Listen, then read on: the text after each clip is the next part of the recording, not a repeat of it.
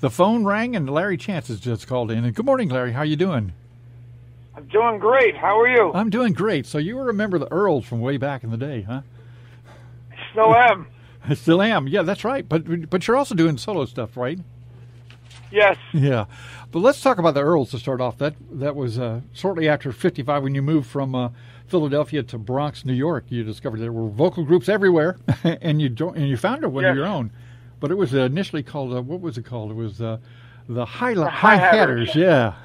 And they became the Earls by 1960. So tell us about what it was like doing doo-wop and other songs, by the way, back in those days.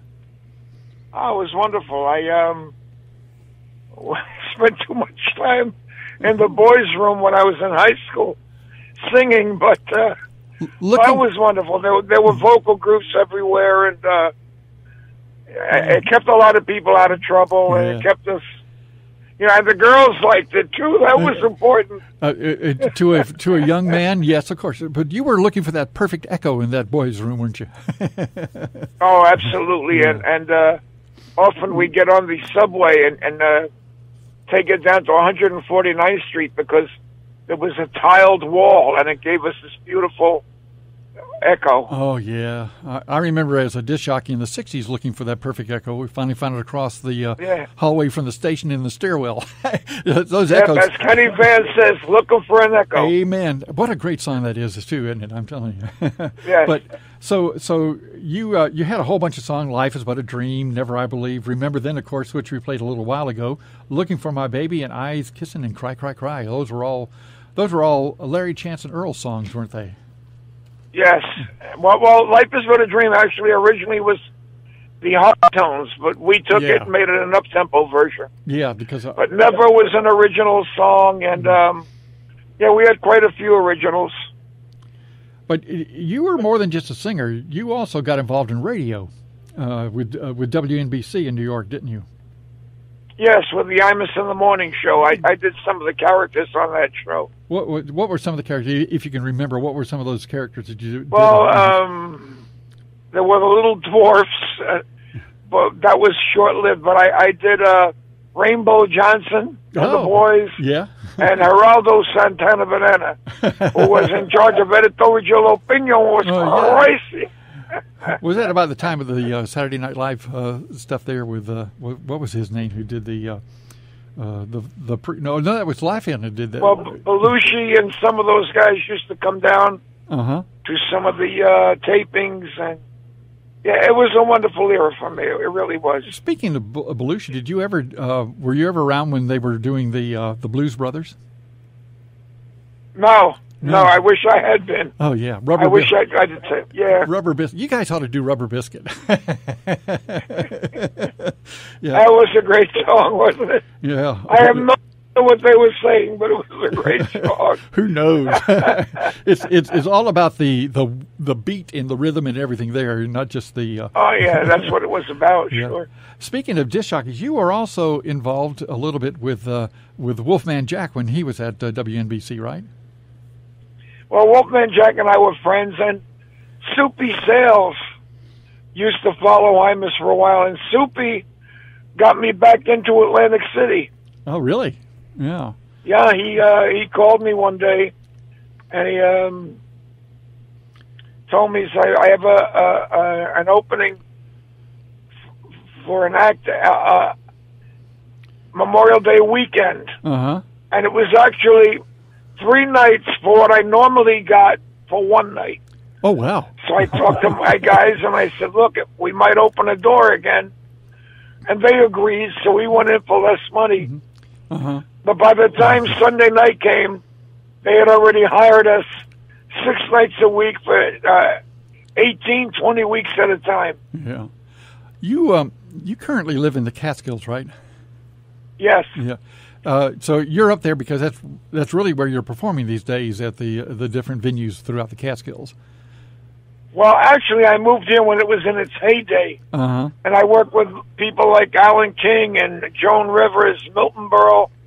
It was a wonderful era, but unfortunately, all the hotels are closed now. Yeah, yeah.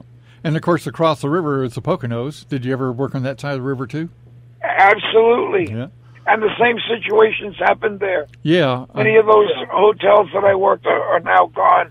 Yeah. I'm trying to remember. There was one in a little town north of Poughkeepsie where George Washington supposedly slept. I wound up spending the night in that room one night when I was working with Firing Line on PBS. I can't remember the hotel right now, but it's one of those famous hotels up that way. So yeah, it's probably closed at this point. Yeah. You are still releasing songs today, are you not? New songs? Absolutely. Yeah. Tell us a little about what's going on there. Well, I record both with the Earls and solo. Uh-huh. My solo music is kind of jazzy. I call it jazz pop, and the Earls, of course, was still recording. Yeah. You can get everything on YouTube and Spotify and Amazon and CD Baby, etc. So all those things, including Spotify, are out there. So all you other WSC DJs listening, there's he is. He's Larry Chance is on Spotify, so you can find him there and play him on some of your shows too if you want to get some different. Now, do you consider yourself a jazz singer more than doo-wop or pop, or how would you describe your stylings these days? A singer, period. There you go. Because I we've done everything from, I guess you could say, R&B, funk, pop, disco, doo-wop. We've done it all, and I love it all. That's what it is with me. I grew up in an era when you listened to radio when we were kids. Mm-hmm. You heard Perry Como, and then you heard the Cadillacs, then you heard Elvis, then you heard Victor Moan. So there was such a variety. Now today, unfortunately, radio stations, for the most part, have a specific what's either adult contemporary or country, or it's different today.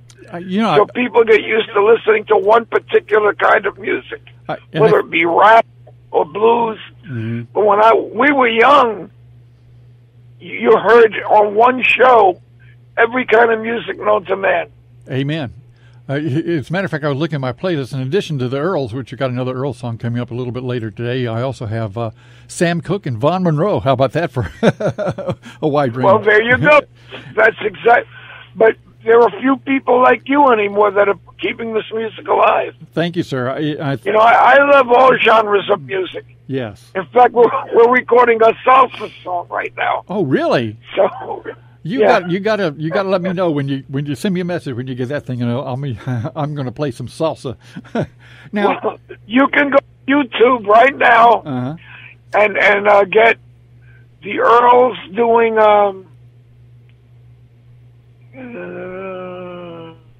Don't Be Cruel polka. Oh, Don't Be Cruel polka. Elvis is spinning in his grave.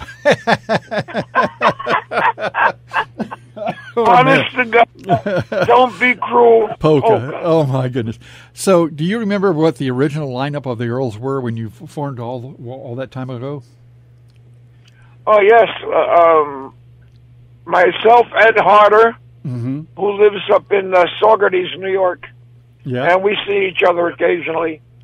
Robert Delden, who passed away, and John Ray, who passed away last year, and Larry Palumbo. Oh, wow. Larry Palumbo was an original member who left to join the armed forces. Yeah. Became a member of the 82nd Airborne and never came home. And we recorded, I believe, as a tribute to him. Mm. And it's become our most requested song over the years. Wow, that's something, I believe. So, of course, let's give a shout-out to your current members of the Earls. That's Bobby Tribuzio. Is that his name? Yes, he's been a member for 58 years. Oh, my goodness. And Bobby Coleman?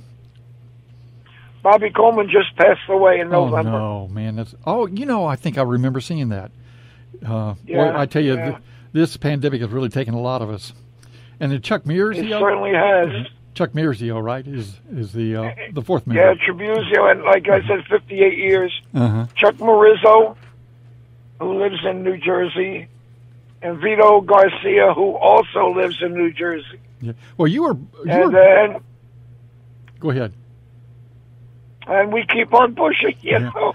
You were. It's what we love to do. So. Yeah, I think music had to be in your life because you were actually born in another musical town in Philadelphia, and then you moved. Yes, South Philly. And then you moved to the Bronx. So. Yes. I imagine you saw one or two baseball games in your life, right? Well, I'm a diehard Mets fan. Mets fan. When I lived in South Philly, I was a WUSC Kids fan when they had Richie Ashburn and all those people, Andy Semenick and so forth. Mm-hmm. But now I've become a diehard Mets fan. Yeah, and something else, you were also in the New Jersey Walk of Fame. The Wildwood New Jersey Walk of Fame. Yes, the Wildwood Walk of Fame, the Bronx Walk of Fame, East Coast Music Hall of Fame. Mm-hmm. So I've been very fortunate, and it's been a wonderful career so far. And we're not done yet. Nope, you're not done yet. Larry, thank you so much for calling in this morning and spending a few minutes with us. I know that a lot of our listeners are fans of you and the Earls, and we're more than really happy to hear from you and hear that everything's going so well. Well, thank you for having me on, and keep on going, because it's people like you that keep us going. Thank you, sir. And you better believe I'm going to rock and roll till I drop. All right. Larry, if you hold on the phone for just a second, okay? Sure. Okay, that's Larry Chance of the Earls right here on WUSC FM.